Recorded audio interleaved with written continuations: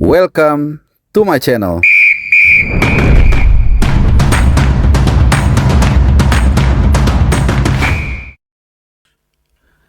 Ya, 13 hari menuju pertandingan krusial di mana tim nasional Indonesia Merah Putih akan melawat ke City Football Stadium menghadapi Australia tentunya dalam lanjutan kualifikasi Piala Dunia round ketiga dari grup C. Ini adalah matchday ke-7.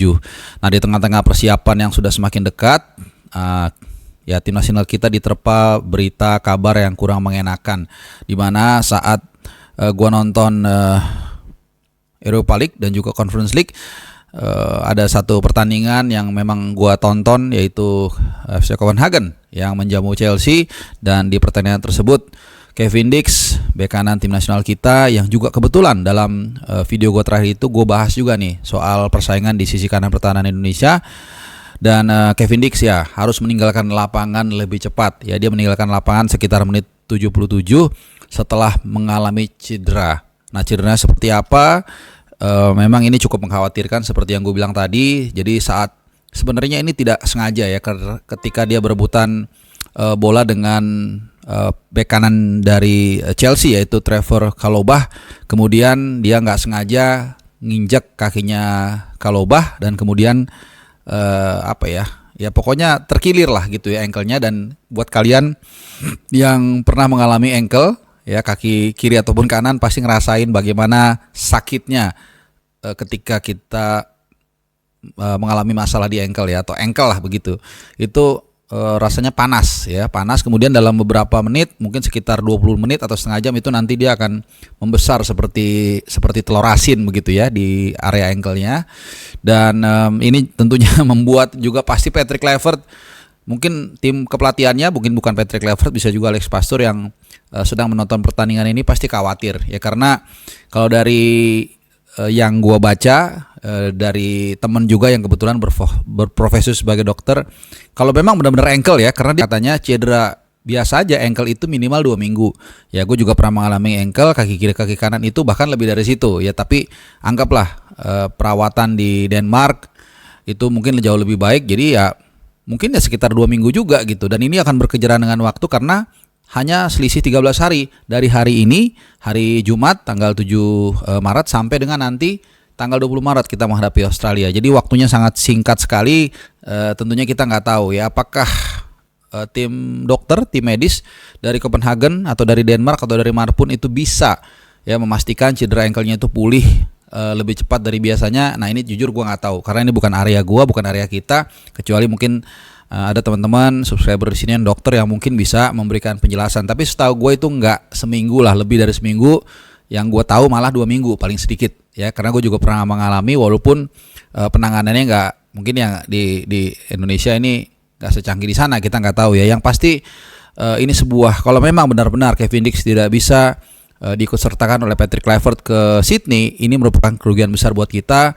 Karena Kevin Dix adalah salah satu mungkin pemain yang paling tinggi pengalamannya, paling work rate-nya juga paling luar biasa. Dan ini sepertinya mengulang apa yang terjadi di bulan November ya, seperti di Javu. Ketika Kevin Dix, salah satu ya grade tinggi lah yang dinaturalisasi oleh PSSI, kemudian hanya bermain sekitar 30 menit saat menghadapi Jepang, sebelum kemudian ditarik keluar karena ada cedera, dan kemudian besoknya kalau gua nggak salah itu langsung kembali ke Eropa atau ke Denmark. Jadi mungkin ini juga ya yang coba dilakukan oleh federasi dengan menaturalisasi juga pemain pemain lagi ya, supaya untuk mengantisipasi hal seperti ini. Karena kan mitigasinya ketika pemain itu cedera atau mungkin kena kartu kuning atau mungkin performanya turun. Dan ini satu yang kita lihat menimpa Kevin Dix ini sangat membuat kita miris juga ya, karena sepertinya ya mudah-mudahan kita salah perhitungan ya, mudah-mudahan dia bisa cepat ditangani dan mudah-mudahan juga cederanya nggak parah sehingga dia bisa minimal lawan Bahrain deh sejelek-jeleknya. Jadi kalau lawan Bahrain itu berarti jaraknya ada sekitar 18 hari, hampir 3 minggu. Mudah-mudahan dia bisa bermain walaupun mungkin cuma 90%. Ini kita perlukan sekali ya posisi Kevin Dix, di mana pemain ini memang sangat luar biasa, versatile sekali, bisa bermain hampir di semua posisi kecuali pemain depan atau striker.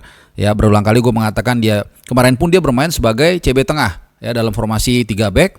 Sering sekali dia bermain sebagai back sayap, back kanan, back kiri.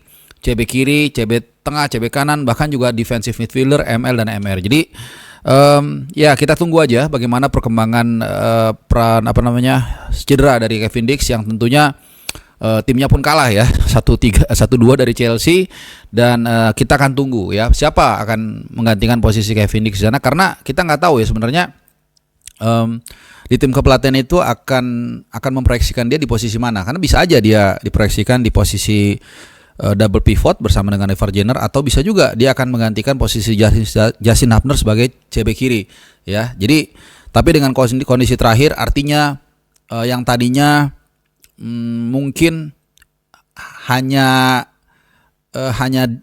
dia dan Sandy Walsh yang punya yang ada di pole position. Sekarang Eleanor Randers juga punya peluang nih untuk dipasang di sana. Ada intinya ada Sandy Walsh dan Eleanor Randers yang sangat mungkin untuk mengisi pos di right back menyusul cederanya Kevin Dix. Jadi ya apa boleh buat itu. Nah itulah resiko dalam sepak bola saat banyak sekali ya cerita-cerita seperti itu di mana pemain yang sangat dibutuhkan oleh sebuah tim itu cedera di partai-partai penting ataupun kena akumulasi kartu ya itulah resiko ya dalam sepak bola kita nggak bisa cegah dan kalau kita lihat proses cederanya atau bagaimana dia bertabrakan ya sebenarnya menginjak bukan tabrakan dengan Trevor Chalobah itu memang benar-benar nggak sengaja ya bukan benturan yang keras ya apa boleh buat kita berharap sekali lagi ada sedikit mungkin keajaiban agar Kevin Dix bisa pulih tepat waktu dan bisa tentunya tampil membela Indonesia saat menghadapi Australia tanggal 20 Maret nanti dan juga tanggal 25 Maret menghadapi Bahrain di Gelora Bung Karno. Nah teman-teman itu saja update dari gua dan setelah ini gua akan menyajikan ke kalian video yang sangat luar biasa yaitu wawancara gua dengan ex-bomber tim nasional Indonesia yang juga pernah membawa Indonesia juara SEA Games tahun 1991 dan juga pernah menjadi top skor dengan 34 gol ya. Kalau gua nggak salah dia adalah striker lokal ya bukan pemain asing yang mencetak gol paling banyak dalam semusim yaitu 34 gol saat membela Mastrans Bandung Raya.